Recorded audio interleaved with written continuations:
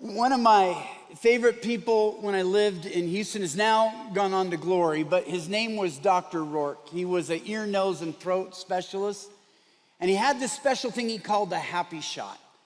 And I found out about it when one Friday I had to preach on Saturday and Sunday. I was just as compacted as I've ever been in my sinuses, could barely breathe. I was telling one of the co-workers there, oh, we've got somebody, he'll fix you right up. Got a special appointment. I went in to see him. He examined me. He goes, oh yeah, you are really stuffed up. He goes, here, I have this shot I can give you. I can only give you one a year though. Is this the time you want to use it? I said, absolutely. I got to preach this weekend. This is the time to do it. And true to form, I cleared right up. It was amazing. I felt like a different person. I went home. I was so happy, but my functional medicine organic wife wasn't quite as happy. She said, how are you feeling? I said, great. She goes, well, what did he do? Well, he gives me this happy shot.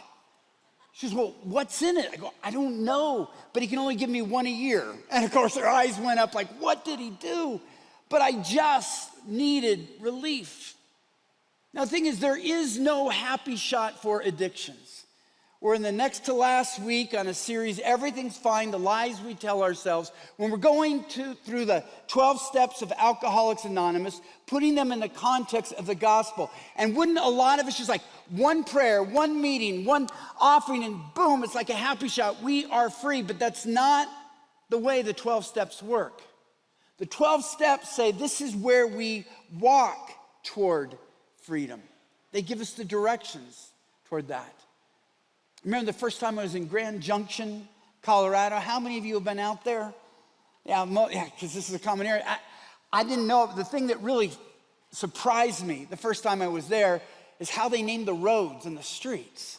There was a 27 and a fourth. There was a 27 and a half. I said, what's up with this? And I don't know if this is the reason, but one of the locals said, well, there were a lot of Mormons around there, and it has to do with the distance to Utah. Okay.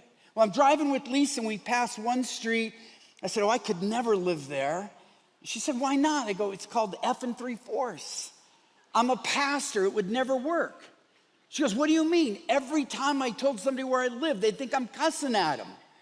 Where do you live, Gary? F and 3/4. Dude, chill out. I'm just asking where you live. That's where I live. F and 3/4. I said, it really wouldn't go with the occupation. But the 12 steps show us what direction freedom is, what direction we can go to more clearly see the face of God. And step 10 reminds us that this journey is more like going around a circular track than it is a train track that would take us from Colorado to Grand Junction to Utah. The circular track, as we're going to find out, you're going around, but then you start doing them again and again. It is a circular journey, and 10 points at that when it says we continue to take personal inventory, and when we were wrong, promptly admitted it. A personal inventory is biblical. It's what we're told to do in Psalm 139, 23 through 24. Search me, God. Know my heart. Test me and know my anxious thoughts.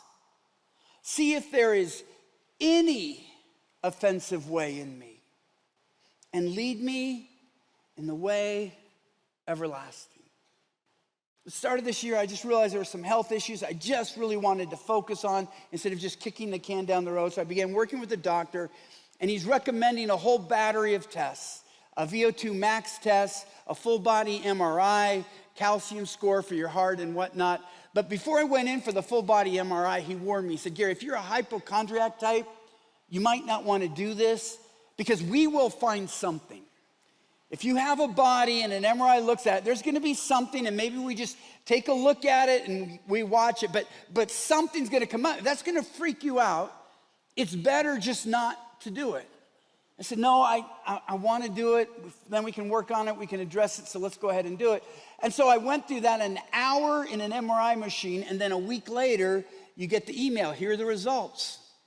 And it's kind of a funny feeling. Do I really want to click on this? Do I really want to see what's going on inside? Same body, but now I'm going to find out what's really going on inside. Well, medical professionals can help us take a physical inventory. How do we take a personal inventory? How do we take that spiritual inventory.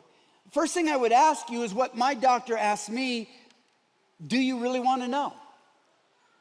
There can be some convenience in just saying, this is just the way I am, or I'm not that bad, or it's not really an issue. And if we start asking around, if we start going through this, we might find out that there's some things about us that should scare us, that should concern us. But if you really do want to know, there are a few steps. One is our family. What do you see in me? They live with it. I can't tell you how many times I'm working with somebody, they say, oh, I never do that. And then the husband or wife says, well, actually, last week you did that, and the month before you did that. And they had to admit, well, I thought that was an anomaly. Maybe it's a pattern in my life. We talked about last week the need to confess this to a friend. And there's something about confessing it out loud and continuing to do that every time so that their friend, if you have the right one, can say, look, we've been talking about this a lot. This is becoming a pattern. It's so easy to deceive ourselves. It's so easy to be blind to ourselves. If we want that personal inventory, we've got to bring somebody else into our life. But ultimately, the best spiritual MRI in some ways is our behavior. We're not talking about salvation, we're talking about our freedom, but our behavior shows where we have these character defects.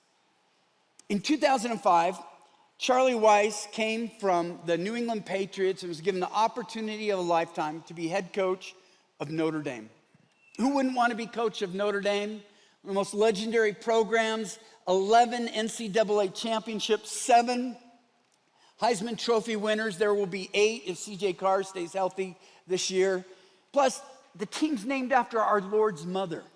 That's what Notre Dame means. I'm not saying it's sacrilegious to root against Notre Dame, but I'm just asking you, how much do you love your mother? How much does Jesus love his? And you're gonna root for a team that's named after his mother? So Charlie Weiss is with the players in the first program. They have this legendary program, all of these championships. He says, look, I don't care about any of that. Last season, you were 6-6. That's who you are. Forget the legend, forget that. Your performance on the field, you were 6-6.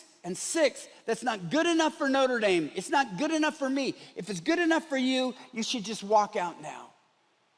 He was saying we could look at a discernible thing. This is your behavior. This is who you are. Now, unfortunately for him, in 2009, they also went 6-6, and Notre Dame agreed with him. Yeah, it's not good enough for us, and you're out of here.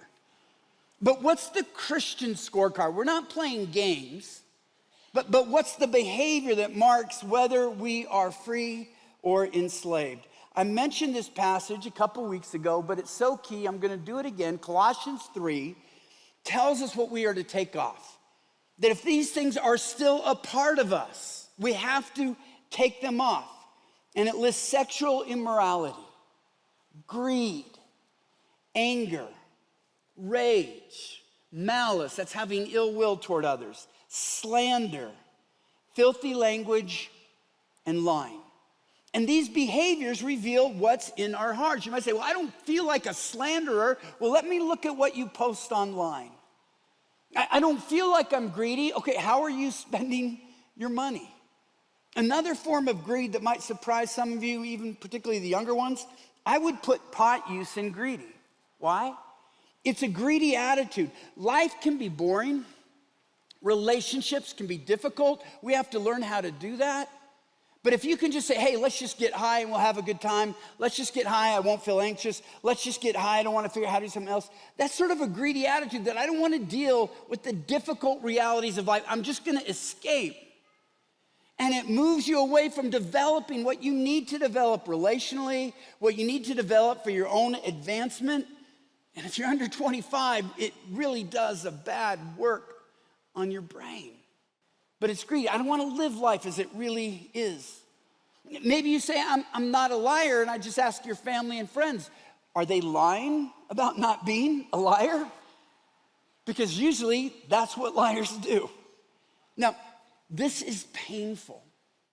It really is, because it's hard to look in the mirror and really see this is who I am, but it points out where we need to grow. It was a little bit scary for me to open up that email, but I thought health is found when I'm honest taking this personal inventory and saying, what do I need to work on? Now, Christian health isn't just avoiding the bad. This is what I love about Colossians 3. It tells us what we should see. This is what we're looking for in the spiritual MRI.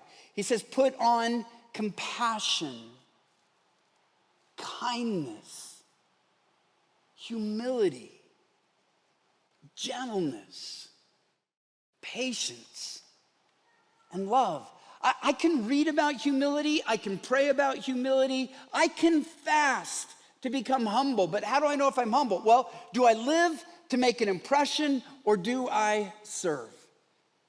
I might aspire toward gentleness. Am I gentle toward my wife or my coworkers? Am I patient? Well, Gary, let's talk about when you drive. Lisa called me out a couple years ago. She said, Gary, you're outing yourself, because I always use these examples of losing your temper in the car. She says, it's clear what you struggle with. And so I solved my patient problems by buying a Tesla that has full self-driving. And now my Tesla is patient for me. Although one of our staff members in the parking lot across the street said, I cut him off. I said, no, I didn't cut you off. Tesla did. Take it up with Elon Musk, all right? I'm driving as patiently as I can. Our behavior really does reveal what's going on inside us. And this is a call. I think it's a freeing one. Let's take off our glittering selves. Let's show what we really are. Now, why is this necessary? Here's where we get into the difficult part of this. These character defects that we all have don't want to let go. They've burrowed their way into our brains, into our personality, into our hearts and desires, and they don't want to leave. And we're going to have to work really hard to root them out. Dr. Patrick Carnes is really famous in recovery circles, and he says when he works with his clients, he assumes that full recovery is a 5-year process. This isn't something you do in 5 weeks. He says 5 years. And you know where he says you're most vulnerable? The second 6 months. Why? You've had 6 months of sobriety. I got this. I don't have to keep working the program. I've gone 6 months, and you become a little bit cocky, and that's exactly where you fall. That's because psychologically, the chemical components of addiction mean that someone who's truly addicted has a brain that never forgets its attraction to what it's addicted to. Your brain will never forget. If you responded to guilt, shame, insecurity, or whatever, and you found relief here, whenever you feel that same emotion, your brain says, here's where relief. This is the step you can take to find relief, even if it leads you back into slavery. That's why Alcoholics Anonymous talks about recovering alcoholics, not recovered alcoholics. Years after a major addiction has been addressed, the smallest spark, the little bit of a trigger, can open you up again to seeing that desire, which means in one sense, I'm just being honest, this is neuroscience. In one sense, addiction is permanent, which is why we shun complacency, which is why we need step 10. When I stop feeling like I'm vulnerable, that's when I become most vulnerable. Going through this, I was talking with some guys. I don't feel that vulnerable right now to a marital affair. I'm deliriously in love with my wife. I cherish her. She's with me 95% of the time. I just don't see how it could happen. But here's the thing. When I stop feeling like I'm vulnerable, that's when I become complacent, and that's where I might be dangerous. So I still have to gauge emotional connections or interests or whatnot, or relationship. How am I treating people? What kind of signals am I giving off? Because this is not what step 10 calls me to do. It's what Scripture calls me to do. 1 Timothy 4:16, watch your life and doctrine closely, and then persevere in them. It's the round track. Keep doing it. Because if you do, you will save both yourself and your hearers. Or 1 Corinthians 10:12. So if you think you are standing firm, be careful that you don't fall. Milton Magnus and Marcia Means write this: as recovery progresses, cravings and urges to act out lessen in both frequency and urgency. Thank you, Jesus. That's the good thing. And intensity, it says. But that being said, most addicts with long-term sobriety will report they have occasional thoughts of acting out. One of the gifts of recovery is learning to recognize the thoughts, emotions, and experiences that trigger cravings, and then use the tools of recovery to counteract them. We're going to get into that in a moment, but it's about knowing where you're weak and then addressing it instead of just falling into it. If anger is your issue and your boss is really mean to you that day and you go home angry, instead of just spewing it on your wife and kids, you stop at a golf course and maybe you hit a bucket of balls. One guy I know is dealing with alcohol. He would go downstairs and he would just work the heavy bag until he was exhausted to work it out. Lorenzo Scupoli wrote a great classic in the 16th century called Spiritual Combat. And he points out, which I think a fundamental truth in the Christian life, we should be distrustful of ourselves. If we knew what's within us, if we knew how weak we are, if we were honest, we should live with distrust. He says this, distrust of yourself is so necessary in the spiritual combat that without it, you may be assured that you will neither gain the desired victory nor be able to overcome even the weakest of your passions. Pride comes before what? A fall. That's why this reminds us to be humble and to recognize, no, I shouldn't trust myself. One of the finest men I knew was an incredible high school principal where my kids went to school. In fact, he was literally chosen as one of the top 3 finalists for National Principal of the Year. And somebody noticed something that he would never drink. And they asked him why. And he said, my dad was an alcoholic. I don't trust myself. I don't know if it's genetic, but I don't want to open up the door. If it's even possible, I saw how it wrecked his life. I don't want it to wreck mine. If pot is really what's causing you a challenge and you feel enslaved to it, a lot of times, most people I've talked to about this, you got to change your circle of friends. You know, I'm not strong enough. If they're egging me on, they're saying this is good, or I smell it, or I remember how it feels. I don't trust myself. I got to find friends that aren't going to put me in that situation. That's where humility leads to strength. Patrick Carnes has developed 3 circles that many recovery movements have used. Now, his specialty is sexual addiction, but this is just as relevant whether it's gaming, overeating, drugs, gambling, you name it. And it's really helpful because most of us, when we're trying to stop something, focus on the inner circle, what Patrick Carnes calls the red zone. Now, whatever your issue is, you can put out the behavior that would be more relevant to you. But the red zone, as Patrick Carnes sees it, is this is what you would say breaks your sobriety. For a Christian in this issue, it might be pornography, strip clubs, massage parlors that aren't really about a massage. Basically, acting out sexually in any way that's not a husband and wife in marriage. That's the red zone. You know, I don't want to go there. And too many people, they just focus, I don't want to go there. But what he said was so helpful is that you need to be wary of the middle circle. And these are activities that may not in themselves be sinful, but they prime the pump. They set you up. And here's what he says it would be for this. These are the warning signs. Browsing social media for sexual content. It might not be explicit, but it's provocative and it gets you going. Staying up late alone. Isolating yourself. Fantasizing. Flirting. Not dealing with your stress, your anger, your loneliness, or boredom. These are sort of the on-ramps to going into the red zone. It's like you're standing on this slippery slope, and if you keep doing these activities, you're gonna slide into the red zone. Now, we don't wanna live in the middle circle. That's the danger zone. So instead, he says we should focus on a healthy outer circle.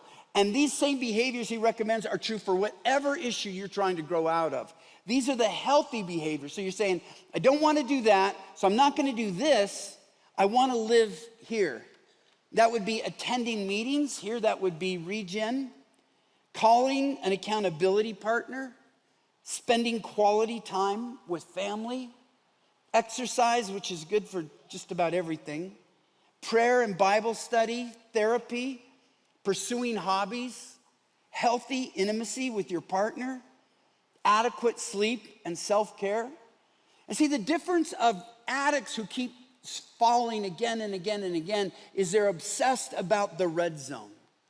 Addicts who are finding recovery are I'm gonna be putting on the brakes when I get into the middle circle, and I wanna focus on building up the outer circle. Instead of focusing on not doing the red zone stuff, I wanna focus on doing the outer circle stuff, and they gradually grow out of it. Mark Dennison is a pastor who wrote Jesus and the 12 Steps. I love this quote. He says, every day you will either feed your addiction or you'll feed your recovery. Every day you're doing one or the other. Now it has to be individualized. If you're an alcoholic, going to a bar might be a middle zone behavior. For a lot of you, it's not. It's not tempting at all. One woman's testimony that I heard of this week of how alcohol wrecked her marriage was heartbreaking. She was away at a business retreat, and they were doing shots, and they were drinking, and she got nearly blackout drunk and ended up having a one-night stand with one of her coworkers. She felt terrible. She could barely remember it. She knew it wasn't worth it. She felt like she needed to confess to her husband. He was gracious. He said, I'll work through this. But then he said this, but you got to stop drinking. He saw drinking as that middle circle behavior. She said, okay. But she said, I had no intention of doing that. I didn't want to have an affair, but what did that have to do with drinking? So she went to her boss and she said, I'd like to travel more. Now, traveling on the road is not middle circle behavior for a lot of people. It's just what we do. For her, traveling meant she wasn't with her husband. He couldn't see if she was drinking, so she could keep drinking. And guess what? She kept getting drunk. She kept having affairs until she went to her husband and said, you should divorce me. If you knew how much I've been acting out, I'm so ashamed. She said something that it breaks your heart. She says, I had the perfect husband. I had the perfect marriage, and I wrecked it. Here's a direct quote. I realized that alcohol is a disease that wants me dead, but will settle for me being drunk and high. I've read so much on this. I've talked to so many people. It doesn't matter what the addiction is. They all say the same things. I was getting something out of it, and it ruined me. The cost I paid for that momentary behavior was not even close to worth it. And so what is that middle circle behavior? Another guy I talked to, his thing was gambling because he's really good at it. He's a great poker player. But the stakes were getting higher. He became convinced for himself as a Christian, this is not what I want to do. And he had a friend help him turn off YouTube suggestions. Because if he went on YouTube, what they would suggest for him are these Texas Hold'em tournaments. And he would want to watch, I can't believe he didn't lay down. I can't believe he gave or whatnot. And so for him, it was really a problem. Now, I like YouTube suggestions because it shows you what you're already watching. It will show me other sermon clips. It will show me 70s music bands that I've forgotten about and love. So you just got to individualize. What is your inner circle behavior and say, look, or middle circle behavior, if this is leading me toward the red zone, I've got to cut that out as well. The goal is to avoid autopilot thinking, where your mind just mind-numbingly goes forward. Psychologist Ellen Langer talks about this. She has an illustration that explains it. I'm going to ask you to help me finish these sentences. You'll get it right after the first one. But it begins with this. The tree that grows from an acorn is an oak. The noise a frog makes is called a croak. The funny story a comedian tells is called a... The white of an egg is called a... No.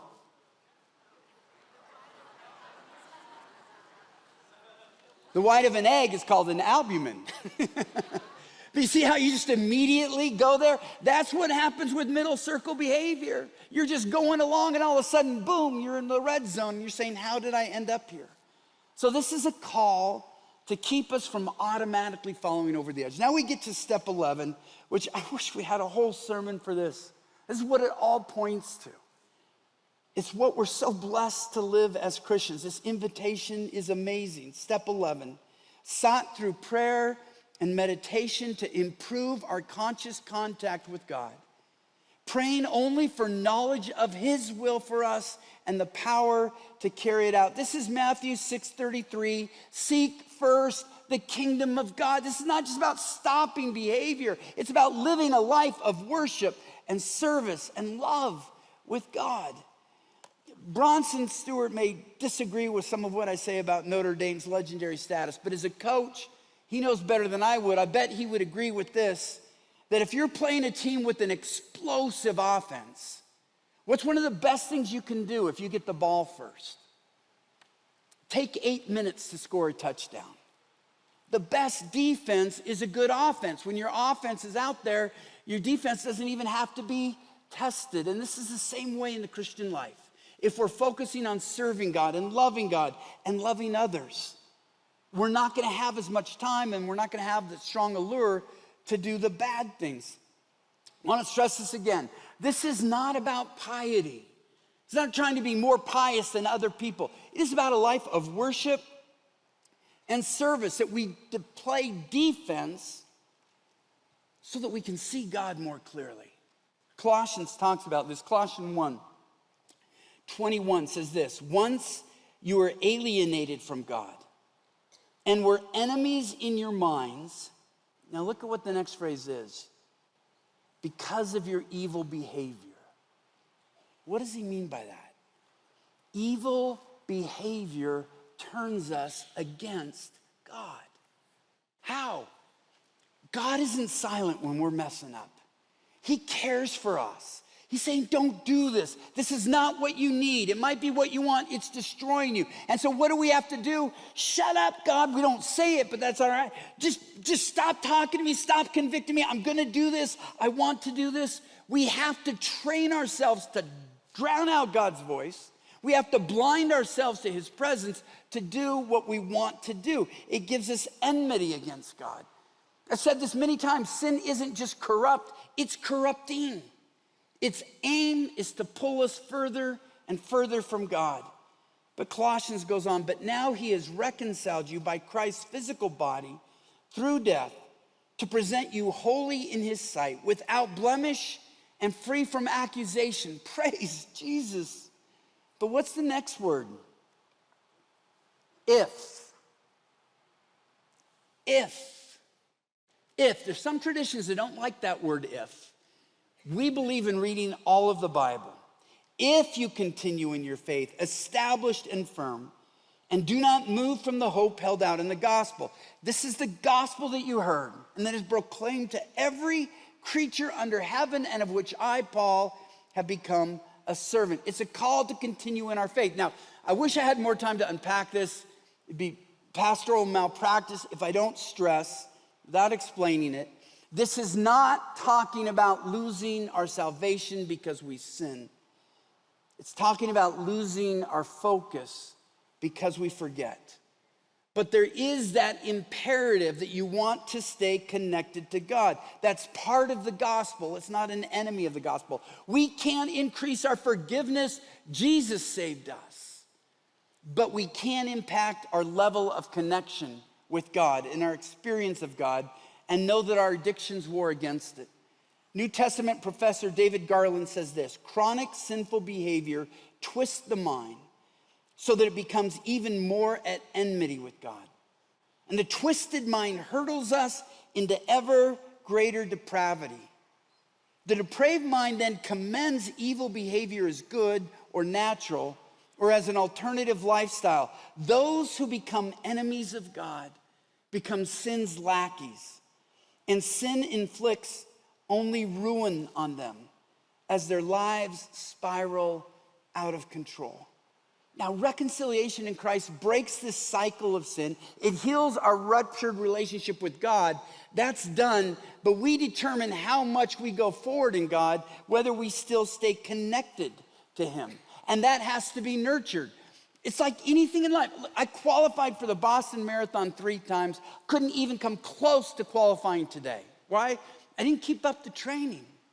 You can have a really rich and intimate marriage, but if you don't work on your marriage 10 years from now, you become strangers and you don't even like each other very much. The same thing is true in our connection with God. You can have a rich connection with God and it just drifts. So how do we maintain that constant contact with God? John Calvin and the Reformers had a great phrase that they really popularized called coram Deo. Coram Deo is living in the presence of God, living in the face of God. And it's this recognition that the spiritual life, the Christian life, the foundation is realizing God is always present. We don't see him, but he's always there. So how do I, in my memory, remind myself I live in the face of God? I preached a sermon once, maybe I'll do it here sometime. It was called God is in the Room. And the whole point is, how would we argue differently? How would we be online differently? What would you do late at night if you could see that God is in the room? He is, but we just act like he's not. One woman who heard that sermon started making and selling wooden plaques, God is in the room, just to remind herself and others to remind themselves, we live coram Deo, before the presence of God. Now, how do we do that? This is a limitation of a 35-minute sermon. I could give you 3 steps and you're probably gonna forget. So I am urging, this is a book that will help you do this. I know I'm regularly hawking books, but they just take you farther than I can. Practicing His Presence by Brother Lawrence and Frank Laubach. Brother Lawrence was a monk who lived hundreds of years ago, Frank Laubach in the previous century, and a publisher was brilliant in combining these two men who made it the aim of their life, how can I live in God's presence throughout the day? And they learned the practices. They learned what held them back. You can, if you look through this, I've got notes everywhere, different color of pens, because I go through it at least every other year and probably will until the day I die. I took our elders through this book 2 or 3 years ago because I think it's the foundational part of our Christian life. It's the joy of our Christian life that we get to live in the presence of God. Really urge you to get this book. And here's how much I believe in it. I have 2 copies I'm gonna give away in this service. If you can afford it, I'm asking you to go buy it. It's not expensive. But if you're here and money is tight, I'm gonna be in the back door. I will happily give you that copy. We are givers here at Cherry Hills because I believe it is that crucial to the Christian life, and it can tell you what we can't deal with in a sermon. What I've loved about our foray into the steps is the recognition that we're all messed up and life is really hard, but there is a way forward. Martin Luther said some really bad things, but many more excellent, brilliant things. And I'm gonna read, I think, one of his most brilliant quotes ever. And I've got way too many quotes in this sermon. It's how you lose people. But I've done so much study, I always think people are more insightful than I am. But I'm gonna ask you to come in and really focus on this because this is really the story of this series. Martin Luther captures it when he says this life, therefore, is not righteousness, but growth in righteousness. Not health, but healing. Not being, but becoming. Not rest, but exercise. We are not yet what we shall be, but we are growing toward it. The process is not yet finished, but it is going on. This is not the end, but it is the road. All does not yet gleam in glory, but all is being purified. Now, I've got to stress that this is so key. None of the series is talking about getting into heaven. We're not trying to get into heaven through our behavior. I mean, we've all heard those crazy stories about people trying to get into heaven, talking to Peter.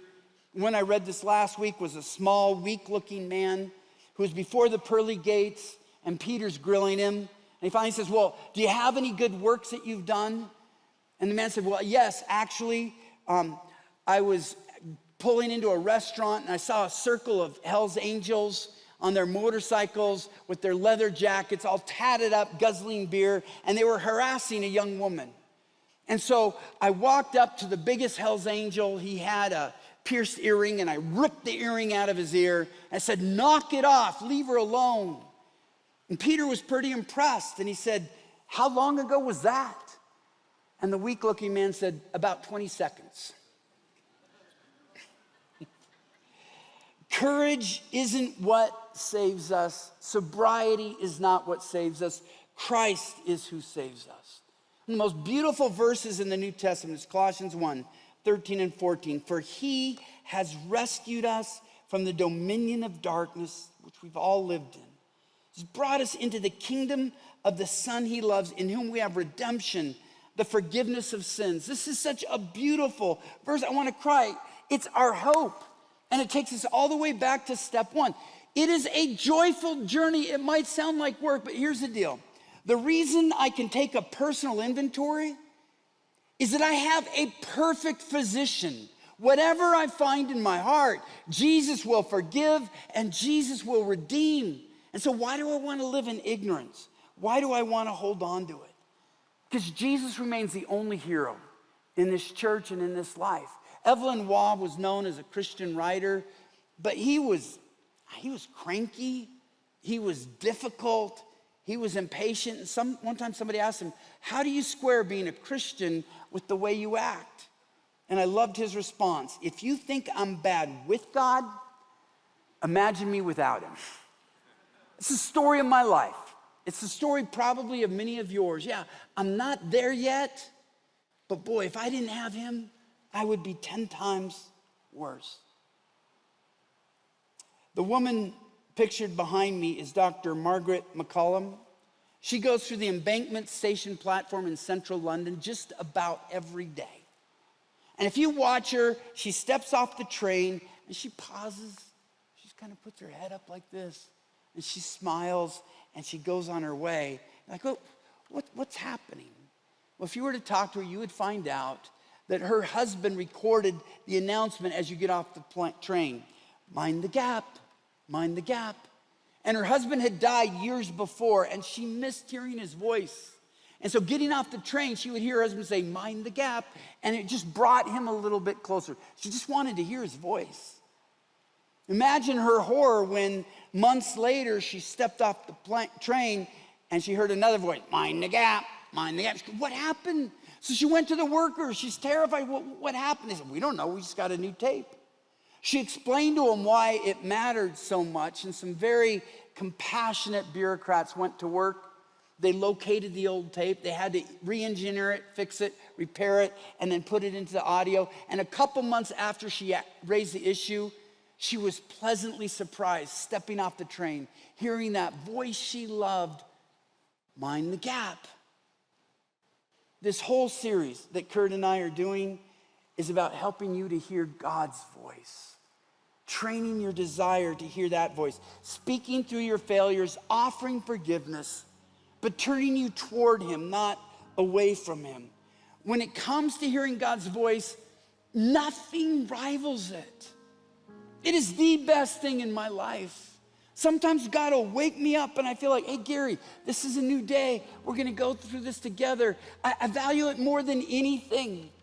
I mean, my wife's kisses and my grandchildren's laughter, that might be really a second, but above all, I want to hear God's voice.